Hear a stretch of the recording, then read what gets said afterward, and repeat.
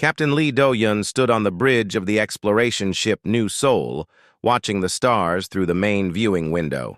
His crew had been traveling for 3 months, mapping new systems and looking for signs of life. Today felt different. The ship's sensors had picked up something unusual near the 4th planet of the Kepler 442 system. "Captain, we have movement on the long-range scanners," said Dr. Park Soman from her science station. She was the best xenobiologist in the fleet, always eager to discover new forms of life. "It's definitely artificial. The shape is too regular to be natural." Do-hyun walked over to look at her screen. The object was large, much larger than any human ship he had ever seen. Its design was strange, with curves and angles that no human engineer would think to use. "How big is it?" "About 3 times the size of our ship, sir." "And Captain?" "It's heading straight for us." Engineer Kim Tae-ho looked up from his controls. "Their engines are putting out energy readings I've never seen before. Whatever they're using for power, it's not fusion like ours." Do-yun felt his heart beat faster. This was the moment humanity had wondered about for centuries. First contact with an alien species. He had trained for this situation, but now that it was happening, he felt nervous. "All stop. Power down weapons and open communication channels on all frequencies." The alien ship came closer, moving smoothly through space. It was beautiful in a way, with a pearl-like surface that seemed to change colors as it moved. When it was close enough to see clearly, it stopped. Both ships floated in space, watching each other. "Captain, we're receiving a transmission," said Communications Officer Han Ji-woo. "It's in multiple languages, but one of them sounds like Korean mixed with other Earth languages." "Put it through." A voice filled the bridge, speaking slowly and carefully. "Small ship of the young species. We are representatives of the Galactic Council. We wish to speak with your leaders." Do-hyun stepped forward. "This is Captain Lee Do-yun of the human exploration vessel New Seoul. We represent the United Earth Government. We come in peace and welcome this contact." There was a pause. Then the voice continued. "Human. Yes, we have heard whispers of your kind. You may send representatives to our ship. We will learn about each other." 3 hours later, Do-yun, Dr. Park, and Engineer Kim found themselves in a shuttle approaching the alien vessel. The inside of the alien ship was amazing. The walls seemed to glow with their own light, and everything was smooth and curved. Strange symbols covered the surfaces, moving and changing like living things. The aliens themselves were tall and thin, with gray skin that looked almost like metal. Their eyes were large and dark, and they moved with perfect grace. The leader introduced himself as Ambassador Thek of the Korvani Empire. "Welcome, humans," Thek said, his voice echoing in the large room. "You are smaller than we expected, and much softer looking." Dr. Park tried to smile. "We may look different, but we're excited to meet you and learn about your civilization." Thek walked around them slowly, studying them like specimens in a laboratory. "Yes, you are very different. Your bones look weak.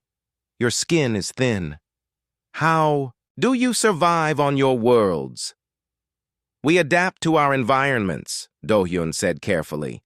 "We use tools and work together to overcome challenges." "Tools," Thek repeated, sounding amused. "Yes, we have seen your primitive ships, chemical rockets and fusion reactors. Very basic technology." Engineer Kim felt insulted but kept quiet. Their technology had taken humanity to 12-star systems. It wasn't primitive to them. "Tell us about your military strength," another alien said. This one introduced himself as Commander Vex. "How many warships do you possess?" "We prefer peaceful exploration," Do-hyun answered. "We have defense ships, but we focus on science and discovery." The aliens looked at each other and made sounds that might have been laughter. "Defense ships," Commander Vex said. "How many?" "That information is classified," Dr. Park said politely. Classified, Thek repeated. You have so few that you are embarrassed to say the number. The meeting continued for 2 hours. The aliens asked many questions about human colonies, population, and technology. They seemed most interested in how many ships humans had and how fast they could travel between stars. They acted friendly, but there was something cold in their questions. When the humans returned to their ship, they felt confused and worried. They looked at us like we were children, Dr. Park said, or maybe pets. Did you notice how they kept asking about our defenses? Engineer Kim added. They weren't just curious, they were gathering intelligence. Do-hyun nodded. Send a full report to Earth immediately. Include everything we observed about their technology and behavior.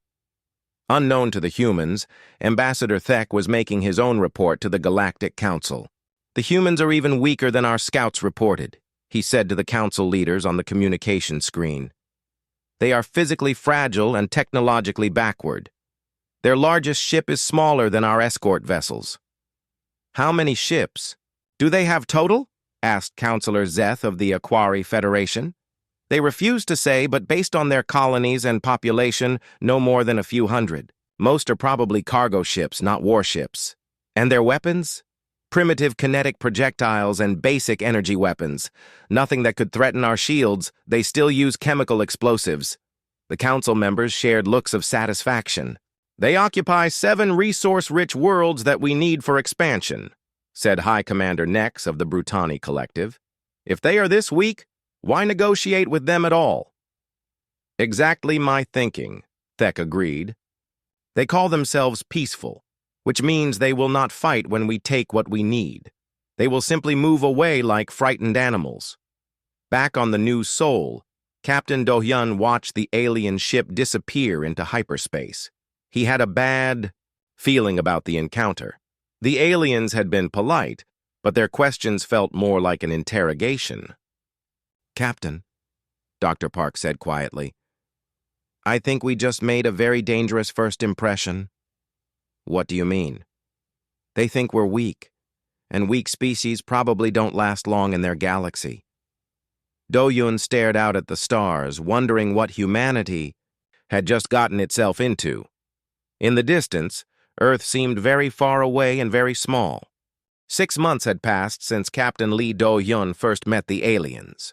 During that time, more alien ships had visited human space. They came and went as they pleased, studying human colonies and taking detailed scans of everything. The humans tried to be polite hosts, but the aliens acted like they owned the galaxy. Admiral Song Minho sat in his office on Earth, reading reports from all 12 human colonies. Every report said the same thing. The aliens were mapping human worlds, counting ships, and asking too many questions about defenses. It felt like they were planning something. Admiral, Ambassador Choi is here to see you, his aide announced. Ambassador Choi Yoon-ji entered the room looking tired and worried.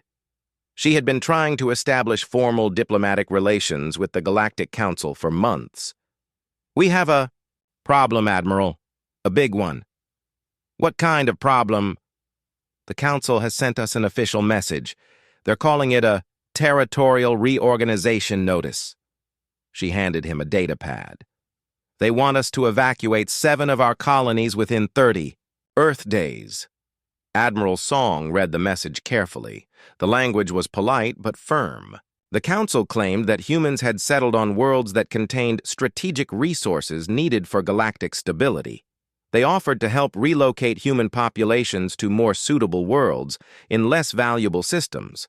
They want us to abandon New Shanghai, Kepler 442b, Gliese 667c, and 4 other colonies, the Admiral said. These are our most successful settlements. Over 6 million people live on those worlds. I know. I tried to negotiate with them. I offered resource-sharing agreements, trade partnerships, even joint colonies. They weren't interested. What did they say exactly? Ambassador Choi sat down heavily. Ambassador Thek told me that humans should be grateful for the Council's generosity. He said most species don't get warnings before relocation. He called our colonies temporary settlements, that were always meant to be moved when needed. General Yoon Ji-ho entered the room without knocking. His face was red with anger. "Admiral, have you seen the latest surveillance reports from our border worlds?" "What now?" "Council ships are setting up monitoring stations around all 7 colonies they want us to evacuate. They're not hiding it. They're showing us exactly where they are and how many ships they have." Admiral Song stood up and walked to the window. Below him, the city of New Geneva stretched to the horizon. 12 billion humans lived on Earth, and 6 million more lived on the colonies the aliens wanted them to abandon. "They think we'll just leave," he said quietly. "They think we're too weak to fight back." "That's exactly what they think," Ambassador Choi agreed. "During my last meeting with the Council, Councillor Zeth of the Aquari Federation told me that humans were a peaceful species that preferred talking to fighting. He said it like it was a weakness. "Maybe we've been too peaceful," General Yoon said. "Maybe we should show them what humans do when we're pushed too far." "Wait," Admiral Song said. "Let's think about this carefully. They've been studying us for 6 months. What conclusions have they reached?" Ambassador Choi pulled up her notes on her tablet. "According to their reports, which they shared with me thinking I'd be impressed, they believe humans are physically weak, technologically backward, and unwilling to fight. They counted our ships and decided we have maybe 300 vessels total, most of them cargo ships." "How many do we actually have?" General Yoon smiled for the first time that day. "Including the ships in our secret military shipyards, over 2,000 combat vessels, plus another 800 support ships." "And they don't know about Project Prometheus?" "They have no idea. Dr. Lim's research division has been very careful. All military development happens in hidden facilities. As far as the aliens know, we're still using the same technology they saw 6 months ago." Admiral Song felt a plan forming in his mind. "So they think we're weak, scared, and helpless. They expect us to pack up and leave without any trouble." "That's right. Thek told me that most species beg for more time when they get relocation notices. He seemed surprised that we were even trying to negotiate." "What happens if we refuse to leave?" "They said they would implement corrective measures to help us understand the seriousness of the situation. When I asked what that meant, they said council forces would assist with the evacuation process." General Yoon slammed his fist on the desk. "They're planning to attack our colonies. They're giving us 30 days to leave so they can claim they tried to be peaceful." "Admiral," Ambassador Choi said carefully, "there's something else.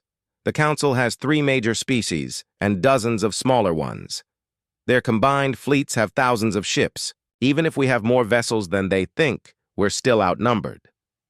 "Numbers aren't everything," Admiral Song replied. "They've made a big mistake. They've been studying us for 6 months, but they've only seen what we wanted them to see.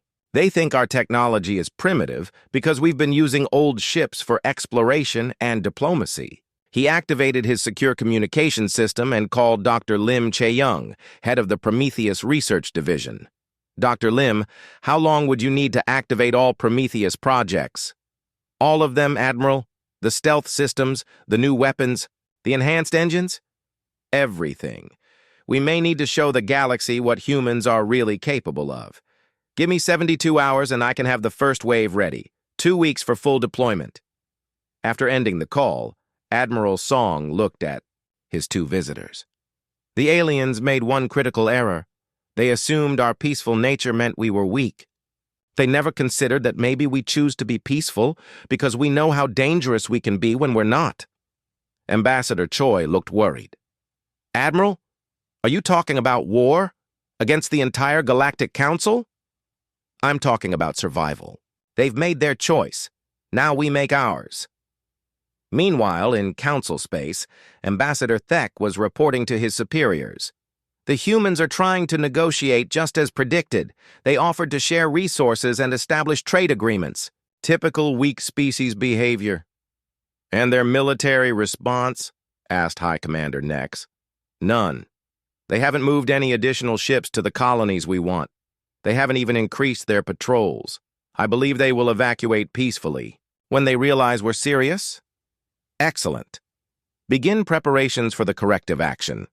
If they haven't started evacuating in 25 days, we'll help them understand their situation." Thek smiled, showing sharp teeth. "It will be educational for them, Commander. Most young species need to learn their place in the galaxy." Back on Earth, Admiral Song was meeting with President Kang Haeun, preparing for the most important decision in human history. The 30 days passed too quickly. On the morning of the deadline, President Kang Haeun stood in her office watching the news feeds from all 7 colonies. Families were going about their normal lives, children were playing in parks, and people were working in fields and factories. They had no idea that alien warships were approaching their worlds. "Madam President, we have confirmation," Admiral Song Minho said as he entered the room. "Council fleets are moving toward all 7 colonies, simultaneously, 300 ships total. Any communication from them?" "Ambassador Thek sent one final message an hour ago. He said the Council was disappointed that humans had chosen to ignore their generous offer.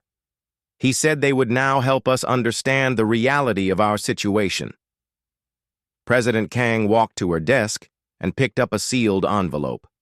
Inside was the authorization code for Project Prometheus. She had hoped never to use it. "Admiral, are our forces ready?" "Yes, Madam President. Fleet Admiral Baek Sunwoo has our ships in position. Dr. Lim has activated all secret weapon systems. We're as ready as we'll ever be. Then God help us all." On the colony world of Kepler 442b, Governor Nam Seojun was in his underground command center watching the approaching alien fleet on his screens. The aliens had 12 massive warships, each one larger than anything humans had ever built. They were moving slowly, probably expecting no resistance.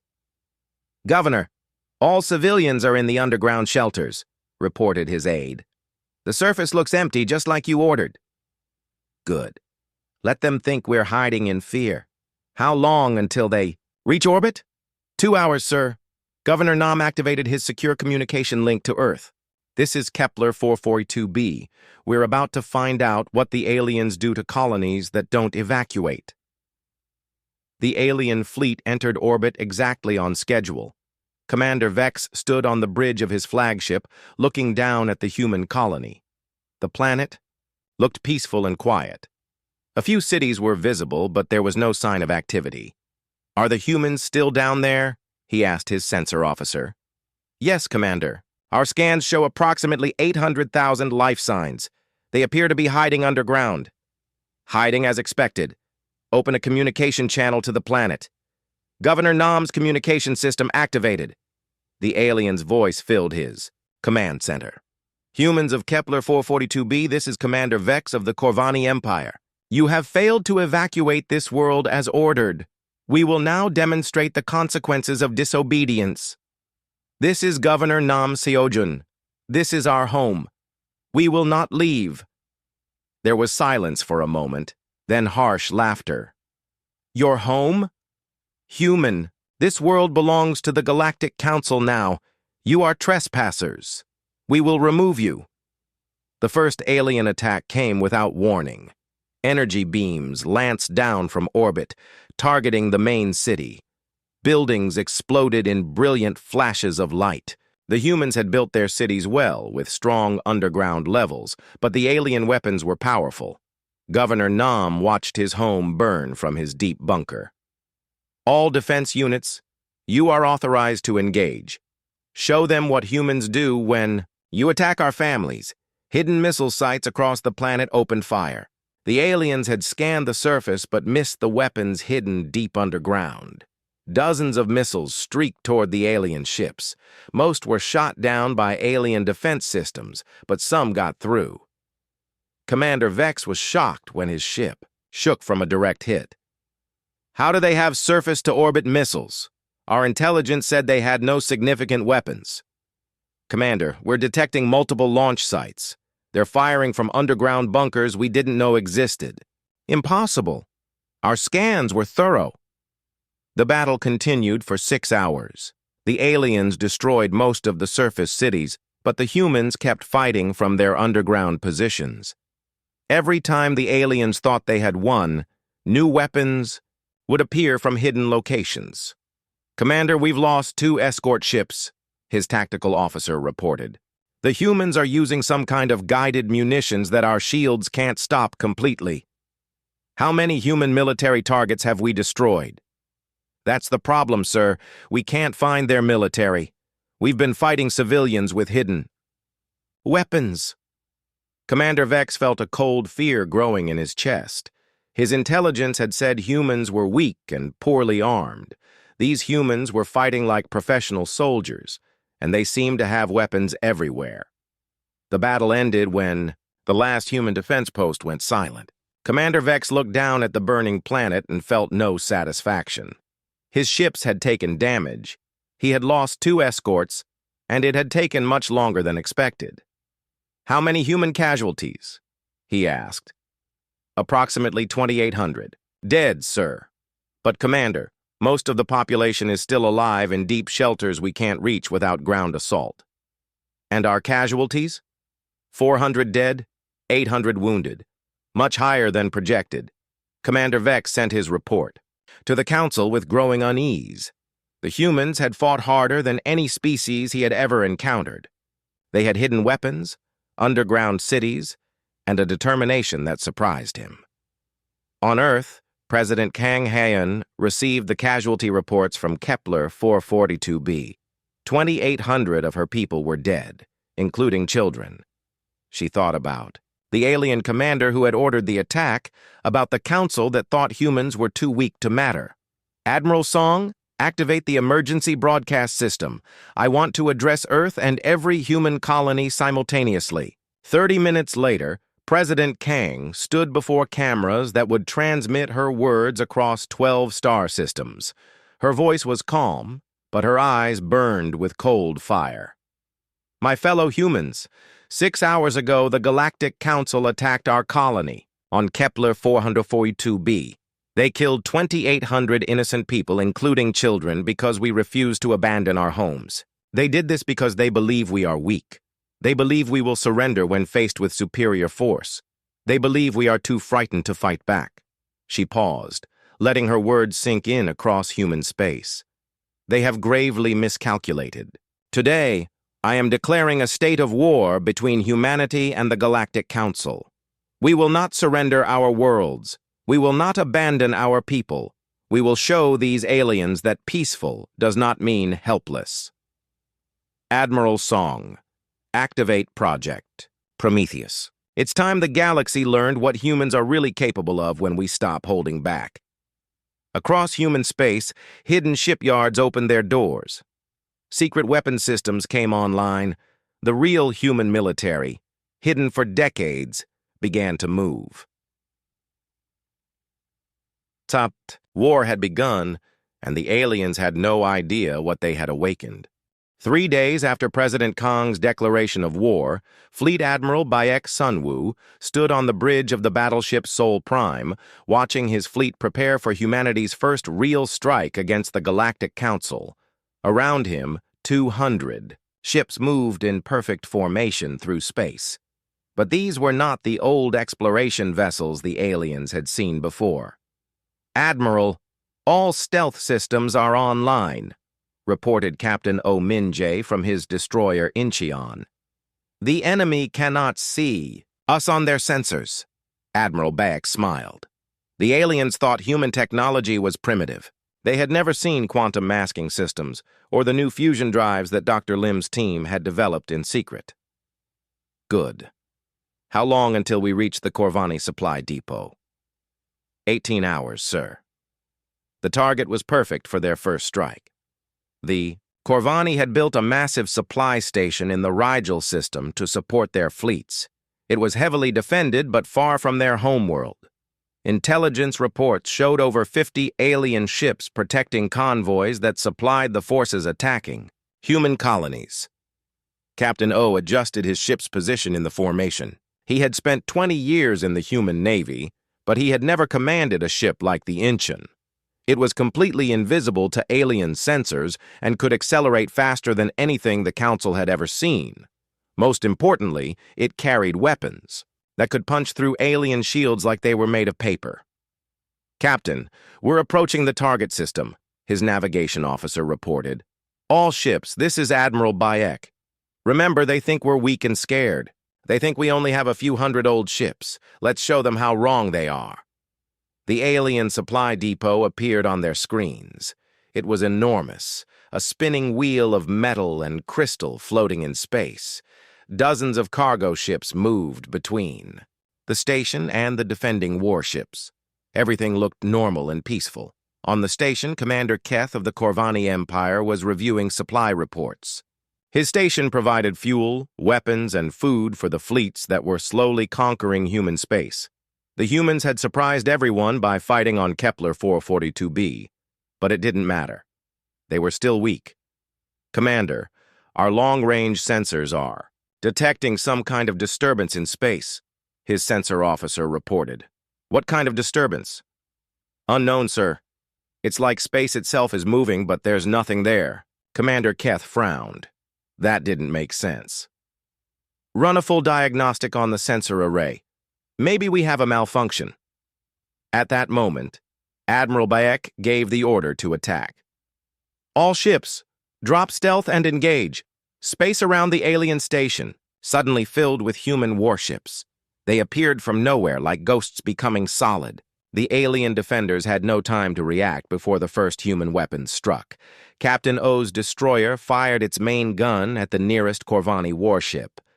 The projectile was a solid piece of metal accelerated to a significant fraction of light. Speed! It punched through the alien ship's shields, through its armor, and out the other side. The alien ship exploded in a brilliant fireball. "Direct hit," O's weapons officer reported. "Target destroyed. Find another target. Keep firing." The battle was chaos. Alien ships tried to respond, but they couldn't understand what was happening. Human ships moved faster than anything they had ever seen. Human weapons cut through their shields like they weren't there. Worst of all, the humans fought with a vicious creativity that terrified the aliens. "They're ramming our ships," one alien, captain, screamed over the communication channel. "The humans are using their ships as weapons." Commander Keth watched in horror as human ships deliberately crashed into alien vessels, destroying both ships but taking out much larger alien craft in the process. "These humans are insane. They're killing themselves to hurt us." "Sir, we need reinforcements. We're losing too many ships. Send a message to Fleet Command. Tell them the humans have a military we never knew about. Tell them we're under attack by forces using unknown technology." But it was too late for reinforcements. Admiral Bayek's ships had surrounded the station. Human Marines, led by Colonel Shin Ariam, were already boarding the station using assault pods that had punched through the alien hull. Colonel Shin and her troops moved through the station corridors like a deadly storm. The aliens inside were not soldiers, but supply workers.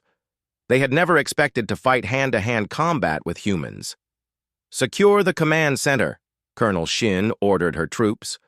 "I want all their supply records and communication logs." The aliens were tall and strong, but they moved slowly and seemed confused by the fast, aggressive tactics the humans used. Human soldiers were smaller, but they worked together perfectly and fought with a determination that shocked the aliens. "Colonel, we've captured the station commander," Sergeant Park reported. Commander Keth found himself on his knees, surrounded by human soldiers. They were much smaller than he was, but their weapons were pointed at his head and their eyes were cold and hard. "You," Colonel Shin said, looking down at him. "Send a message to your fleet command. Tell them what happened here." "What should I tell them?" "Tell them that humanity is no longer hiding. Tell them that every attack on our colonies will be answered. With 10 attacks on your worlds, tell them that we're just getting started. The battle for the supply depot lasted 6 hours. When it was over, the massive station was destroyed and 47 alien ships were gone. The humans had lost only 8 ships, but those crews had died fighting like heroes. Admiral Beck stood in the ruins of the alien command center, reading their files. The information was incredible. The Galactic Council had been planning to take human worlds for over a year. They had detailed maps of every human colony and complete intelligence on what they thought was the human military. "Admiral, look at this," Captain O said, pointing to one file. "They think our total fleet is 300 ships. They have no idea we have over 2,000. And they think our weapons are primitive chemical explosives. They've never seen our kinetic weapons or our new energy systems." Commander Park Hyun-woo, leader of the experimental fighter wing, landed his craft in the station's hangar bay. His fighters had destroyed 12 alien escorts using tactics the aliens had never seen before. "Sir, the aliens are sending messages all over their space," he reported. "They're warning everyone that humans are much more dangerous than expected." Admiral Bayek smiled grimly. "Good. Let them be afraid. They started this war thinking we were weak prey. Now they're learning that humanity's greatest strength was never our technology. It was our willingness to do whatever it takes to protect our people." The news of the battle spread across the galaxy like wildfire. For the first time, alien species began to wonder if they had made a terrible mistake. 1 year after the war began, Admiral Lee Young-ho commanded the largest human fleet ever assembled. 500 ships surrounded the Corvani homeworld, preparing for the battle that would end the conflict. The planet below was beautiful, with blue oceans and green continents. But it was also the heart of the empire that had started this war. "Admiral, all ships report ready," Captain Ryu Dong-yun said from his position on the bridge. "The Corvani defense fleet is moving to intercept us." Admiral Lee watched the alien ships approach. There were over 300 of them, including their most powerful dreadnoughts. It should have been an even fight, but the aliens still didn't understand what they were facing. "Sir, we're receiving a transmission from the planet," the communications officer reported. "Put it through." A familiar voice filled the bridge. It was Ambassador Thek, the same alien who had first met Captain Do-yun over a year ago. "Admiral Lee, I am authorized to negotiate the surrender of your forces. You have fought bravely, but you cannot win against our homeworld defenses." Admiral Lee almost laughed. Even now, even after losing dozens of battles across the galaxy, the aliens thought humans would give up when faced with superior numbers. "Ambassador Thek, I have a different offer. Surrender now, and we will spare your civilian population. Continue fighting, and we will show you humanity's final weapon." There was a long pause. "You are bluffing, human. You do not have the power to threaten our homeworld. Dr. Lim, prepare the singularity bombs." On the research ship Discovery, Dr. Lim Chae-young made final adjustments to humanity's most terrible weapon. The controlled singularity bombs could create small black holes that would destroy anything within a huge radius. They were weapons that could crack planets, and humanity had built them in secret during the years of peaceful exploration. "All bombs are ready, Admiral," Dr. Lim reported. "But sir, once we use these weapons, there's no going back. The galaxy will know that humans can destroy worlds." "They need to know," Admiral Lee replied. "They need to understand that attacking innocent humans comes with a price they cannot afford to pay." The battle began when the first Corvani ships opened fire. Their energy weapons lit up space with brilliant colors, but the human ships scattered and regrouped using tactics the aliens had never seen. Human vessels moved like a pack of wolves, coordinating their attacks with perfect timing. Captain Ryu led a squadron of destroyers straight into the heart of the alien formation. His ships were smaller and faster than the alien dreadnoughts, and they used that advantage to devastating effect. "Target their engines and weapons," Ryu ordered. "Don't try to destroy them. Disable them." The human strategy was working. Instead of trying to match the aliens ship for ship, they were cutting apart the alien fleet piece by piece. Human ships would dart in, destroy key systems, and retreat before the aliens could respond. On the planet below, High Commander Nex watched the battle from his command center. What he saw made no sense. The human fleet was smaller than his, but they were winning. His ships were being destroyed or disabled one by one. "How are they doing this?" he demanded. Our ships are larger and more powerful. Sir, the humans fight as a single unit. Every ship knows exactly what every other ship is doing. They're not fighting individual battles. They're fighting as one massive organism. And their weapons? More advanced than our intelligence suggested. Much more advanced. High Commander Nex felt fear growing in his chest. For the first time in his life, he was watching his people lose a battle. Send a message to the human admiral. Tell him we're willing to discuss terms. Sir, what terms can we offer? We started this war. We attacked their colonies first. Admiral Lee received the surrender offer in the middle of the battle. Around him, human ships were still dismantling the alien fleet with surgical precision. He could accept the surrender and end the fighting, but he knew the galaxy was watching. Other species needed to see what happened when you underestimated humanity. Dr. Lim, deploy one singularity bomb. Target the empty space between their fleet and the planet. I want them to see what we're capable of. The bomb detonated in a flash of impossible light. For a moment, space itself seemed to bend and twist. Then reality snapped back, leaving behind a perfectly spherical area of nothing. No matter, no energy, no space. Just emptiness. The alien fleet stopped fighting immediately, every ship in both. Fleet stared at the hole in space that the humans had created. Ambassador Thek, Admiral Lee said calmly, that was our smallest bomb. We have larger ones. Do you still want to continue this fight? The surrender came within minutes. High Commander, Nex himself appeared on the communication screen, his proud face now filled with terror. We surrender unconditionally, he said. Please do not use those weapons on our world. The surrender is accepted, but there are conditions. Over the next 6 months, Captain Ryu led human forces across former Council space, liberating worlds that had been enslaved for centuries. What they found horrified even battle-hardened soldiers. Admiral, you need to see this, Ryu reported from a planet in the former Aquari territory. The Council wasn't just conquering species. They were wiping them out completely. The records they discovered showed that 17 different species had been completely destroyed by the Council over the past 1,000 years. Billions of intelligent beings had been killed simply because they lived on worlds the Council wanted. Ambassador Jeon So-young sat across from the former Council leaders in what had once been their grand chamber. Now it was a human courtroom where war crimes were being judged. The evidence shows systematic genocide across multiple star systems, she said calmly. The Galactic Council will be dissolved.